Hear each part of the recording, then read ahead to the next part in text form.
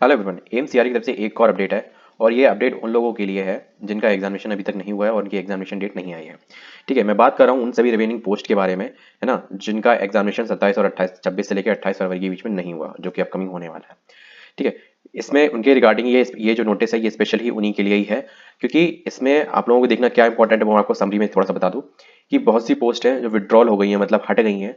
और बहुत सी पोस्ट ऐसी हैं जिनमें एलिजिबिलिटी में कुछ अपडेशन हुआ है। तो ठीक है, अब मैं बची हुई सारी पोस्ट की जो आपकी एलिजिबिलिटी है और जो पोस्ट विड्रॉ हो चुकी हैं वो वन टू वन बताता चलूंगा। तो आपने जो जब फॉर्म भरा हो तो वो आपने अगर उस वक्त की प्रेजेंट एलिजिबिलिटी के आधार पर भरा होगा, ऑब्वियसली बात है।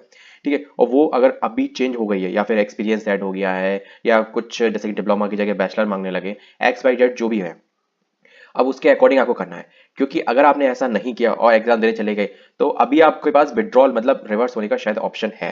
ठीक है, और अगर नहीं है तो क्या हो सकता है, तो बेटर सॉल्यूशंस मैं आपको बताऊंगा। चलिए शुरू करते हैं वीडियो ऑफिशियल नोटिफिकेशन के साथ।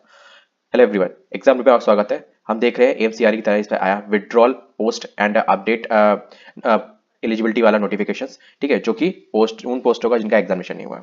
ठीक है, यहाँ पे देख सकते हैं information regarding CBT examination for the remaining post, साफ साफ लिखा हुआ है। ठीक है, और द रेफरेंस नोटिस ऑफ 44/2005 जो कि 20 फरवरी को आया था। ठीक है, और 18 तारीख को बात करते हैं यहाँ पे, जैसे continue same post is notified in respective in annexure 1 से 7(1). ठीक है, and revised and extend the below the respective. ठीक है, तो केवल इन चीजों को रिवाइज्ड किया गया है और कुछ चीजें चेंज की गई, वो भी इसमें बताई गई है। जैसे कि स्टोर कीपर का जनरल। ठीक है, मैं पूरी दिखा देता हूँ यहाँ पे। स्टोर कीपर का जनरल, और ये भी जनरल है, और ये स्टोर कीपर यहाँ पे लिखा मर्ज फ्रॉम द 60 ग्रुप 62। ठीक है, इसमें मर्ज हो चुका है ये। तो लेवल 6 ये एम्स दिल्ली का था, ये सीएपीएफ। देखो ये वाला नोटिफिकेशन यहाँ पे ये चीज क्यों लिखी हुई है 44 वाला, ये 44 में ये नोटिस था, इसके नाम में कुछ था अपडेशन, तो वो कर दिया था इन्होंने। ठीक है, अब जैसे कि यहाँ पे ये दिया गया है, इसके लिए स्टोर कीपर के लिए bachelor degree in any organised institution, दूसरा 2 साल का एक्सपीरियंस चाहिए in handling the store and keeping the account. ठीक है, and store concern reputative and public sector. ठीक है, कहाँ पे, reputed public and private sector, मतलब आपने चाहे गवर्नमेंट में या फिर जैसे कि प्राइवेट में कहीं पे भी आपने काम कर रखा हो, पर रेपुटेटिव होना चाहिए। तो मतलब to be a particular certificate वगैरह, आपका आपकी जो भी फाइनेंशियल चली हो वो सारे ट्रांजेक्शन्स वगैरह, सीधी सी बात है, अच्छी ऑर्गेनाइजेशन में आपको चाहिए नाम ही, या फिर आपके पास इन दोनों के अलावा अगर आपके पास केवल पोस्ट ग्रेजुएट डिग्री है मटेरियल एंड स्टोर मैनेजमेंट में, that is to be you allow. ठीक है, बात करते हैं नेक्स्ट जो पोस्ट इसमें स्टोर कीपर की है जनरल में, इसमें क्या मांगा है, bachelor degree from recognised same, 2 year का एक्सपीरियंस एंड सेम तीनों एलिजिबिलिटी सेम ही है, यहाँ पे भी मास्टर्स, ये अथवा ये, इन दोनों में से आपको इन दोनों में से या फिर ये एक हो गई तो आप एलिट है। नेक्स्ट बात करते हैं, इसमें क्या है, इसमें थोड़ा छोटा चेंज है। इसमें bachelor degree in recognised institute, ठीक है, या दूसरा डिग्री इन डिप्लोमा, मतलब इन दोनों डिग्री या डिप्लोमा से मटेरियल मैनेजमेंट में या वेयर हाउसिंग मैनेजमेंट में, टेल परचेसिंग में, लॉजिस्टिक मैनेजमेंट में, इसमें आपने कर रखा हो। ठीक है, तो ये दोनों ही एक चीज याद यहाँ पे थोड़ी सी अजीब हो गई है, मैंने जो पढ़ा है मैं एक बार दोबारा से आपको पढ़ के समझा देता हूँ। ठीक है, कि यहाँ पे पहला पॉइंट लिखा हुआ है फर्स्ट, ठीक है, बैचलर डिग्री चाहिए इन एनी स्ट्रीम, ठीक है, रिकॉग्नाइज्ड इंस्टीट्यूट से। दूसरा पॉइंट क्या लिखा है, डिग्री या डिप्लोमा चाहिए मटेरियल मैनेजमेंट में। मतलब कहने का मतलब ये है, मैं आपको एक चीज शॉर्टकट में आपको समझा दूं, यहाँ पे आप और भी है और एंड भी चल रहा है, मतलब ये अथवा ये, है ना, 1 और 2 में से कोई आपके पास 1 और 2 होनी चाहिए। ठीक है, या ये अथवा ये, अब कैसे, देखो बैचलर डिग्री, अगर डिग्री इन मटेरियल मैनेजमेंट आपने कर रखा है तो वो भी तो आपकी बैचलर डिग्री है, तो वो आपके पास है, तो बैचलर डिग्री तो ये वो इसमें भी काउंट हो जाएगा, इसमें भी काउंट हो जाएगा। बट केवल बैचलर डिग्री है आपके पास मटेरियल मैनेजमेंट या फिर इन जो ये सारी चीजें लिखी हुई इनमें से छोड़ के आपके पास है, तो आपके पास या तो डिप्लोमा या डिग्री होना चाहिए इन सब में से, आपकी बैचलर्स के अलावा, चाहे आपने पहले कर रखा हो चाहे बाद में कर रखा हो, इससे कोई मतलब नहीं है। तो होपफुली इस पॉइंट को क्लियर समझ गए होंगे सब लोग। चलती है नेक्स्ट पोस्ट पे। दूसरा है जो कि हमारा, और बाकी सब एज टू एज सेम है। ठीक है, नेक्स्ट है हमारा 16 पोस्ट को जूनियर मेडिकल रिकॉर्ड ऑफिसर। थोड़ी सी वीडियो लेंथी हो सकती है, पर मेरे ख्याल से आप लोग देख लेना, थोड़ा स्किप करके देख लेना, अगर आपकी ये पोस्ट नहीं है तो थोड़ा स्किप करके देख लो, नेक्स्ट पोस्ट तो नहीं है आपकी, तो वो आपको 1 to 1 क्लियर हो जाएगा। क्योंकि अभी कभी हम लोग कुछ चीज पढ़ने में जो प्रिटेंड होता है, जैसे अभी यहीं पे हो गया, ये दोनों सेम थे पर यहाँ पे सीन ही कुछ अलग हो गया था, तो that is to be maybe, है ना। नेक्स्ट पोस्ट है हमारी जूनियर मेडिकल रिकॉर्ड ऑफिसर की, रिसेप्शनिस्ट, है ना। तो इसमें जो रिसेप्शनिस्ट की पोस्ट है एम्स दिल्ली में, लेवल 5 की, ये तो चलो मेन चीज अपडेट जो है, सैलरी पे लेवल वगैरह में किसी में कोई अपडेट नहीं है। ठीक है, बट बस केवल यहाँ पे केवल क्वालिफिकेशन या फिर विड्रॉन, दो ही चीजों के अपडेट है, मतलब या तो क्वालिफिकेशन में कोई अपडेट आ चुका है या फिर पोस्ट हट चुकी है, या उसमें से कुछ पोस्टें हट गई हैं। ठीक है, ऐसा नहीं है, कभी कभी कुछ इसमें ऐसी पोस्टें भी हैं जिसमें कुछ हटी हैं, सारे सारे डिपार्टमेंट की नहीं हटी, मतलब जैसे कि एम्स दिल्ली की हट गई हो तो एम्स भोपाल की ना हटी हो, लाइक दैट, है ना, होप यू अंडरस्टैंड। डिग्री चाहिए, पोस्ट ग्रेजुएट डिग्री चाहिए, डिप्लोमा जर्नलिज्म डिग्री किसी में भी चलेगी, और पोस्ट ग्रेजुएट जर्नलिज्म या पब्लिक रिलेशन में। डिजायरेबल में इन ये तो दोनों तो हैं ही। ठीक है, डिजायरेबल में ये है कि अगर ये हो, इस experience in public relation, that is to be good, and exposure to a public working in personal computer, मतलब सीधी सी बात है, कंप्यूटर पे आपको काम कराना चाहिए, करना आना चाहिए, और पब्लिक रिलेशन में आपका एक्सपीरियंस मतलब आपने थोड़ा काम कर रखा हो, है ना। तो वो अगर आपके पास है तो that is to be okay, वरना आपके पास ये दोनों हैं तो आप एलिजिबल हो। ठीक है, अब ये हो सकता है the rest all the post of the vacancy group post under is same and stand withdrawn. ठीक है, तो बाकी जो है ना वो हट चुकी है, लगता है कि केवल एक यही यही बची है, बाकी सब हट चुके हैं जो भी हैं, वो एज टू एज है, वरना इसके अलावा बाकी सब हट चुकी हैं। जिनका हो चुका है एग्जाम उससे मतलब नहीं है, ये उससे मतलब है जिनका रह गया। ठीक, नेक्स्ट पोस्ट को ये 17 ही होगा, तो ये साफ साफ लिखा है the all the post of the vacancy at the group 17 is stand withdrawn. ठीक है, मतलब विड्रॉ हो चुकी है, हट चुकी है, लाइक दैट कि इसके अलावा बाकी सब विड्रॉन हो चुके हैं। ठीक है, रेस्ट ऑल द पोस्ट, यहाँ पे देखा all the post and vacancy under the group post 17। अब ये ग्रुप पोस्ट, अब जैसे ग्रुप पोस्ट 70 वाला जूनियर एमआरओ वाला, तो अब ये क्या करेंगे मेडिकल रिकॉर्ड ऑफिसर वाला, वो भी बता दूंगा अभी वीडियो के एंड में। ठीक है, 1 to 1 पहले सबका चलते हैं कि जैसे कि फिर इंटरप्शन होना बीच बीच में सही नहीं रहता। ठीक है, 28 पे ग्रुप कोड 28 वाले सुन लें। ठीक है, टेक्निकल असिस्टेंट, टेक्निकल एनेस्थीसिस्ट, ठीक है, technical supervisor, OT technician, technician laboratory, lab technician, anaesthesiologist technician. ठीक है, तो इसमें क्या है आपका तीन जगह है आपका regional institute of Medical science Imphal, ठीक है, AIIMS Delhi and the CAPF में। ठीक है, institute of the medical science. ठीक है, तो टेक्नोलॉजिस्ट इसमें एनेस्थीसियोलॉजी टेक्नीशियन की है। ठीक है, और अब बची है इसमें टेक्नोलॉजिस्ट की और टेक्नोलॉजिस्ट की ओटी की। अब इसमें एनेस्थीसियोलॉजिस्ट टेक्नीशियन में इसमें क्या मांगा गया है, इसमें मांगा गया है BSc from recognised with physics and chemistry as essential qualification. ठीक है, and training in the operation OT technician including in handling in anaesthetic equipment. अगर एक तरीके से मतलब अगर मैं गलत नहीं हूं तो ये एक तरीके का डिप्लोमा है या ट्रेनिंग आपने कर रखी है। ठीक है, मतलब यहाँ पे अगर सर सर्टिफिकेट भी कोर्स साइड वैलिड है क्योंकि ट्रेनिंग इन द ऑपरेशंस है ना, तो that is to be allow. अब यहाँ पे केवल बीएससी कर दिया है तो ये तो यार बहुत ईजी है, मुझे भी लगा ये वाला कोर्स मुझे कर लेना क्योंकि मुझे बड़ा मजा आता है एक्यूरेसी में। देखो एनेस्थीसिया का काम एक्यूरेसी है, तो एक्यूरेसी बहुत इंपॉर्टेंट होती है। मेरे एक फ्रेंड का हो गया था ऑपरेशन के टाइम, मतलब उसको थोड़ा सा कुछ इन्फेक्शन था, तो उसका उस तरह के ऑपरेशन हुआ था, तो बाई मिस्टेक हुआ कि थोड़ा सा जो एनेस्थीसिया का डोज है ना वो थोड़ा ज़्यादा पड़ गया। थोड़ा समझ सकते हो, अगर 1 ml देना है और अगर 1.5 ml बाई मिस्टेक चला गया तो पेशेंट को हाइपोक्सिया हो जाएगा, है ना, बहुत सी ब्रीथलेस कंडीशन हो सकती है। ठीक है, तो कंडीशन आप लोग समझते होंगे क्या क्या चीज़ें थी, तो वो सारी उसे फॉलो अप हो रही थी। थैंक गॉड वो बच गया, जिंदा है। एनेस्थीसिया, बीएससी इन एनेस्थीसिया या फिर ओटी टेक्नोलॉजिस्ट में आपने कर रखा हो। ठीक है, BSc in OT technologist, BSc anaesthesiologist में टेक्नोलॉजी में आपने कर रखा हो फ्रॉम रिकॉग्नाइज्ड। तो इनमें से आपके पास चाहे कुछ भी हो that is to be allow. ठीक है, या फिर आपने ओटी टेक्नीशियन से, मैं सीधी सी बोल रहा हूँ आपसे, आपने अगर ओटी टेक्नीशियन से अगर आपने ग्रेजुएशन कर रखी है तो दैट यू बी अलाउ, है ना, यहाँ पे साफ साफ लिखा है। यहाँ पे क्या है, ग्रेजुएशन सेम सेम ही है इसका इसका क्योंकि पोस्ट सेम है तो एलिजिबिलिटी सेम ही हो गई। ठीक है, और आप साफ साफ देख सकते हैं। नेक्स्ट, इसके अलावा इन 3 पोस्टों के अलावा बाकी सारी पोस्ट जो ग्रुप 28 में ग्रुप कोड 28 में आती है वो सब हट चुकी हैं। ठीक है, यहाँ पे साफ साफ लिखा है विड्रॉन। नेक्स्ट है ग्रुप कोड 42। ठीक है, तो पोस्ट ग्रुप कोड इसमें क्या हो सकती है, demonstrative physiotherapy, junior physiotherapist, junior occupational therapist, है ना, multi rehabilitation worker and physiotherapist, है ना। तो अब ये इसमें से ये 7 पोस्ट है। तो डेमोन्स्ट्रेटिव फिजियोथेरेपिस्ट इसमें ये कहाँ है, एजवाल में है। ठीक है, तो इसमें पे लेवल 6 पीपीटी मांगा गया है, बीटीएच मांगा है, बीपीटीएच मांगा गया है। तो इसमें से आपके पास बैचलर इन फिजियोथेरेपी मांगी है सीधे सीधे, डिजायरेबल मास्टर्स मांगी गई है। तो अगर आपके पास बैचलर तो you to be allow and masters है तो टू बी डिजायरेबल, आपको प्रेफरेंस दी जाएगी। Next, junior occupational therapist AIIMS Delhi में, है ना, इसमें इंटर आपकी साइंस के साथ होनी चाहिए एंड डिग्री चाहिए ऑक्यूपेशनल थेरेपी की। ठीक है, नेक्स्ट है आपकी, अब जैसे कि आप इसमें देख सकते हो 1 से लेकर 7 तक दिया गया, पर इसमें जो दूसरे नंबर पे एक पोस्ट होगी वो हटा दी गई है और जो 5वें नंबर पे एक पोस्ट होगी वो हटा दी गई है। तो ऐसा ही हो रहा है। अब आपकी पोस्ट हटी है या नहीं, आपने जिसमें भरा है वो हटी है नहीं, तो वो बहुत इंपॉर्टेंट है अभी आपका करना जानना। ठीक है, और जिन जिन जिसमें अप्लाई किया था और वो हट चुका है, अब जैसे फॉर एग्जाम्पल इसमें बीपीटी है तो बीपीटी वाली जो भी निकली है ना, जैसे कि ऑक्यूपेशनल थेरेपी है तो ऑक्यूपेशनल थेरेपी ये इसमें ही भरा होगा, है ना, और जो ये जो सीएपीएफ है वाली इसमें भी भरा होगा, inter with occupational therapy. Junior physiotherapist AIIMS Delhi, inter with degree in physiotherapy, that is to be allow. ठीक है, और जूनियर फिजियोथेरेपिस्ट ये भी, इसकी भी सेम ही एलिजिबिलिटी होगी, फिर इसमें क्या। ठीक है, तो ये अलाउ है ये सारी पोस्ट, इनको छोड़ के बाकी सारी पोस्ट विड्रॉन कर चुकी हैं, हट चुकी हैं, है ना। नेक्स्ट जो ग्रुप कोड है 45 है, इसमें library grade 3 and library information assistant and library information assistant grade 3। अगर कोई भी इस पोस्ट में वैकेंसी भरा है तो एक बात मैं बता दूं, आपके लिए बहुत अच्छी वैकेंसी आ गई है। ठीक है, मेरी लास्ट या फिर अपकमिंग एक वीडियो होगी जो कि इसके रिगार्डिंग है, लाइब्रेरी ग्रेड 3 की, है ना, पोस्ट निकली हुई है अच्छी सी, है ना, उसमें कंप्लीट में डिटेल में बताया गया, ऑफिशियल नोटिफिकेशन डिस्कस किया गया, फटाफट से जाके देख लीजिएगा इस वीडियो के बाद। तो इसमें आपकी केवल एक पोस्ट बची हुई है, लाइब्रेरी नहीं और भी पोस्ट है, सॉरी सॉरी सॉरी, है ना, लाइब्रेरी एंड इन्फॉर्मेशन असिस्टेंट की, एम्स दिल्ली में है जो कि। ठीक है, और इसमें मांगा क्या गया आपने बैचलर डिग्री है। ठीक है, अगर कुछ भी अपडेट हुआ है, किसी में भी चेंजमेंट हुआ है, क्योंकि मैं अगर पुराने और नोटिफिकेशन से कंपेरिजन करूंगा तो और बड़ा हो जाएगा, तो जो भी करंट सिचुएशन है उसके आधार पर आप देख लो, that is to be okay, पुरानी तो आपको पता ही होगी। ठीक है, अब आप लोग कमेंट बॉक्स में बताना कि किस किस की क्वालिफिकेशन में अपडेशन हुआ है, ठीक है, क्योंकि यहाँ से ये तो पता चल रहा है कि किस कौन कौन सी पोस्ट हटा दी गई है, क्योंकि जो सी बची हुई है वो सीरियल नंबर बाकायदा दिखा रहा है कि एकदम कट कॉपी पेस्ट का काम चल रहा है चलाया गया है इसमें।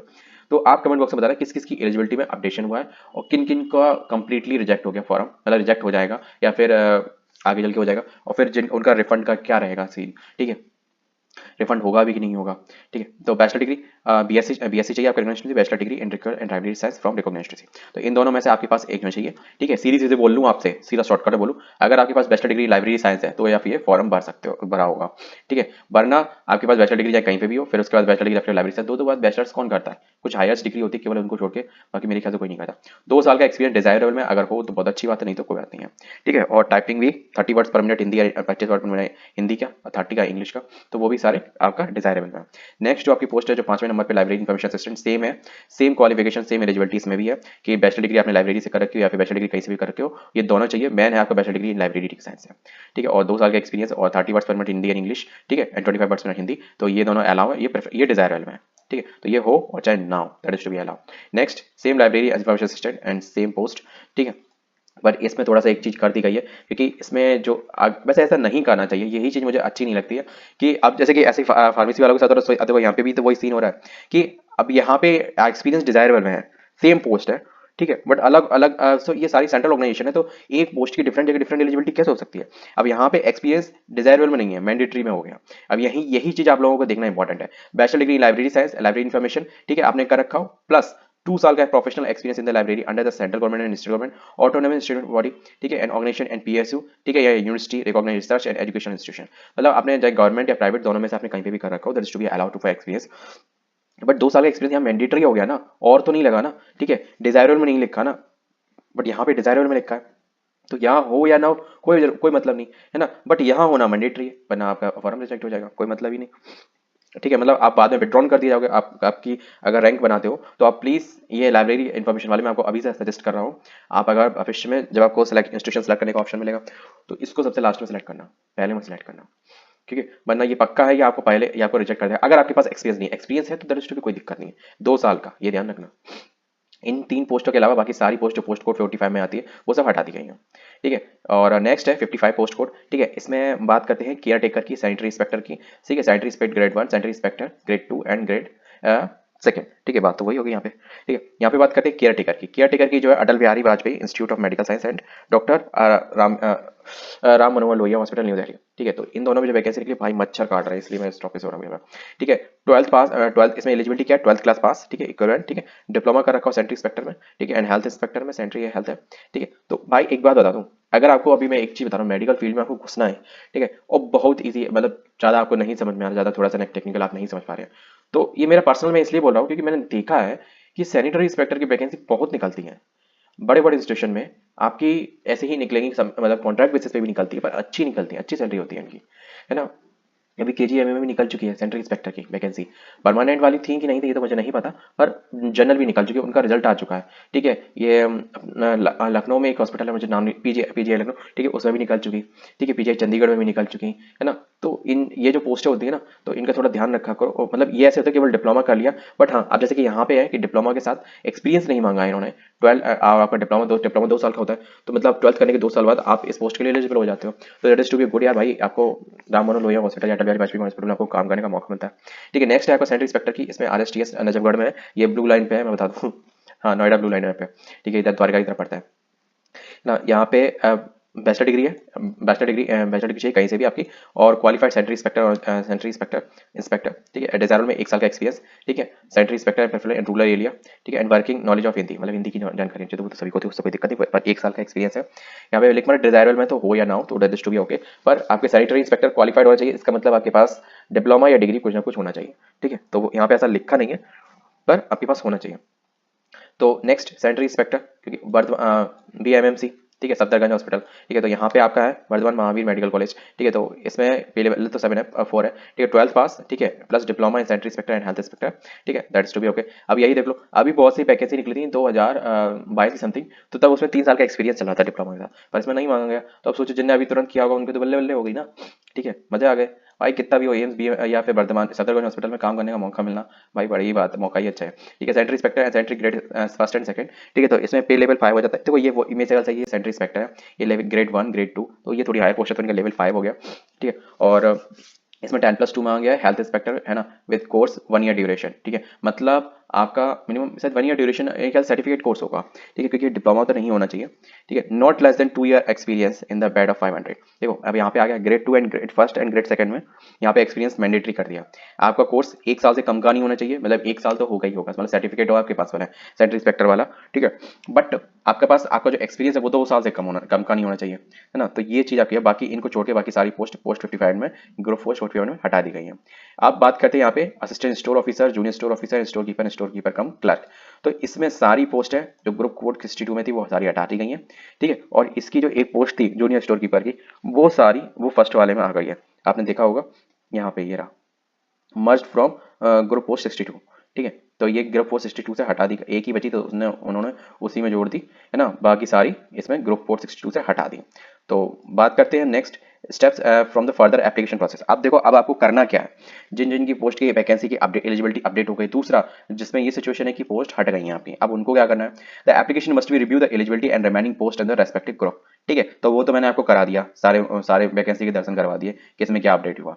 All the applicant who have applied for aforementioned group है ना must log in into their dashboard and processed and select either to withdraw their application or continue with the existing post and vacancies as mentioned above। मतलब तो आप अपने dashboard पे जाके ये चीज सेलेक्ट कर सकते हो, either to withdraw their application. ठीक है, आप जो अपना एप्लीकेशन है वो विड्रॉ कर सकते हो, मतलब वापस ले सकते हो। ठीक है, और कंटिन्यू कर सकते हो with the existing post and vacancies क्या है, मतलब जो अभी वैकेंसी बची हैं, जो पोस्ट बची हैं, आप चाहो तो अगर आपने जैसे जो पोस्ट आपने है वो हट गई है ना, तो आप चाहो तो अभी मौका है आपके पास अपना एप्लीकेशन वापस लेने का। ठीक है, और चाहो तो इसको कंटिन्यू ही कर सकते हो। ठीक है, मतलब आपको डैशबोर्ड पर लॉग इन करके ये चीज काम करना ही पड़ेगा, मतलब कंटिन्यू भी करना पड़ सकता है।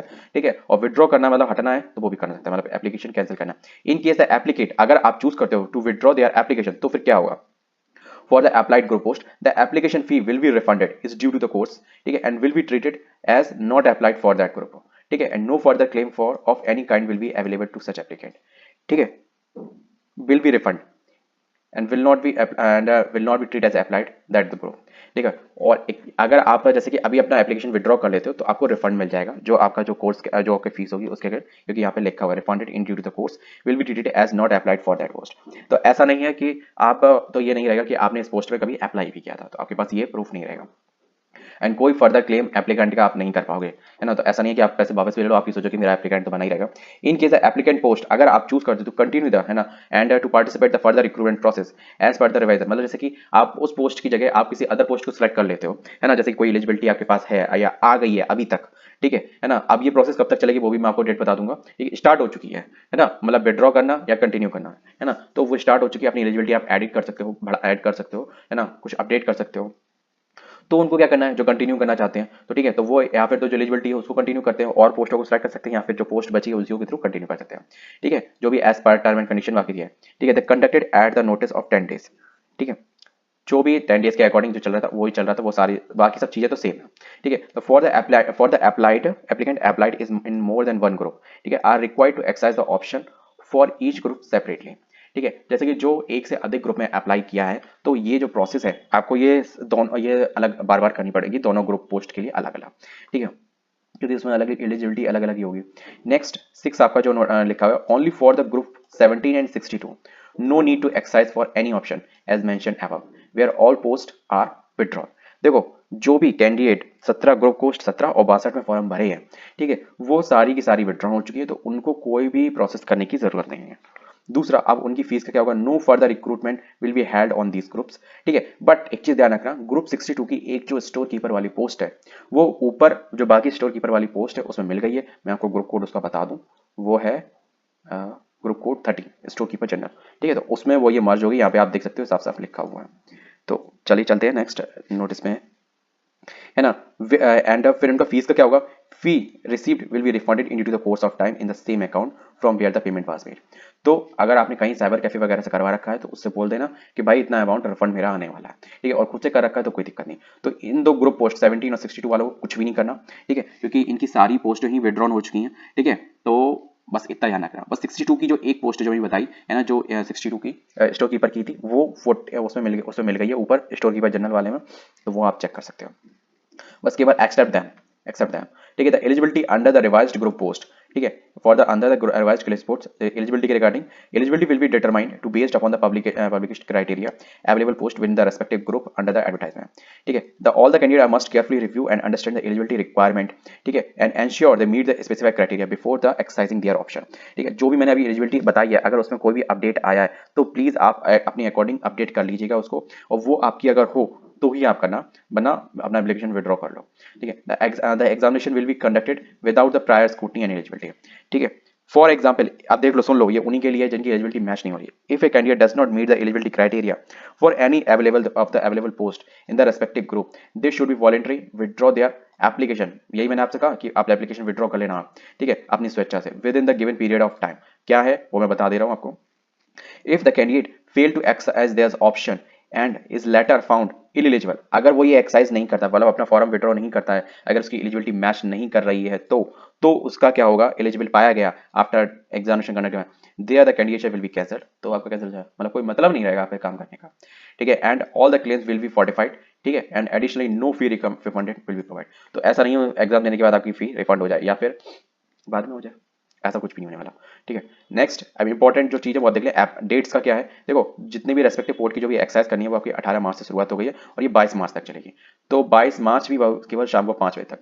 तो वीडियो देखने के बाद यहीं पे छोड़ो, फटाफट से जाओ, लॉगिन करो डैशबोर्ड पे और अपना काम करो। डैशबोर्ड का जस्ट लॉगिन पेज मैं आपको बताऊँ, ये वाला पेज है, ये मैं आपको डिस्क्रिप्शन दे दूंगा। ठीक है, डिस्क्रिप्शन दे दूंगा ताकि आपको इजीली पहुंचेगा, नहीं तो बहुत आसान है पहुंचना। The applicant who fail the exercise your option the say till the close time will be treated to be will continue.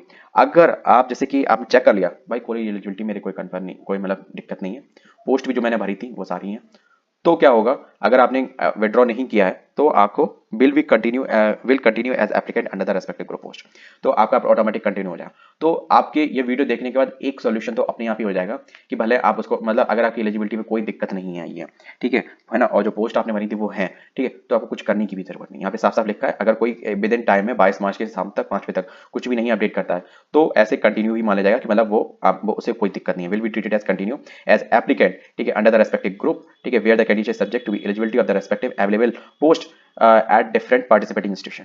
ठीक है, तो इसमें जो उसकी जो पोस्ट है उसमें कोई उसे दिक्कत नहीं है, बाकी सब सेम है। No further correspondence will be entertained in the regard. ठीक है, अब बाकी सब और कुछ नहीं होगा। तो बस यही आपका पूरा नोटिफिकेशन था, सारे पॉइंट्स आपको क्लियर कराने इसलिए इंपॉर्टेंट थे। ठीक है, क्योंकि इसमें आपका विड्रॉल, ठीक है, लगभग मैंने 6-7 पॉइंट इस वीडियो में कवर कर लिए कि आपका फॉर्म किसका भरना है, कब डेट तक भरना है, किस किस पोस्टों पे भरना है, किस किस पोस्टों पे नहीं भरना है, किन को भरना है, किन को नहीं भरना है, और किन को विड्रॉल कर लेना चाहिए। ठीक है, और किन को कंटिन्यू रखना चाहिए। ठीक है, तो मिलते हैं नेक्स्ट वीडियो में किसी और के साथ। जय हिंद। वीडियो इन्फॉर्मेटिव लगी तो वीडियो को लाइक और चैनल को सब्सक्राइब करना भूलें।